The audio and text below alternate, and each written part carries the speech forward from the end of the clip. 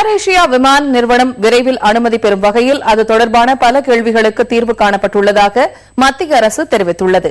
இந்தியாவில் ஏர் ஏசியாவின் தனியார் விமான சேவை தொடங்குவதற்கான விண்ணப்பத்தின் மீது சிவில் விமான போக்குவரத்து துறை தொடர்பான அனைத்து ஆய்வுகளும் முடிந்துள்ளதாக அந்த துறையின் அமைச்சர் அஜித் சிங் தெரிவித்தார். இதையடுத்து பாதுகாப்பு தொடர்பான அனுமதிக்காக மத்திய உள்துறை அமைச்சகத்துக்கு விண்ணப்பம் அனுப்பப்பட்டுள்ளதாக அஜித் சிங் கூறியுள்ளார். அங்கு அனுமதி கிடைத்ததும் விமான சேவை தொடங்குவதற்கான அனுமதியை விமான போக்குவரத்து அமைச்சகம் அளிக்கும் என்றும் அமைச்சர் அஜித் சிங் தெரிவித்தார். இந்திய விமானத்துறையில் 81 கோடி ரூபாய் முதலீடு செய்ய ஏர் ஏசியா நிறுவனத்துக்கு கடந்த ஏப்ரல் மாதத்தில் மத்திய அரசு ஒப்புதல் அளித்தது. இந்தியாவின் டாடா குழுமம் பங்கு கொள்ளும் இந்த புதிய விமான சேவை நிறுவனம் சென்னையை மையமாக வைத்து தொடங்கவுள்ளது.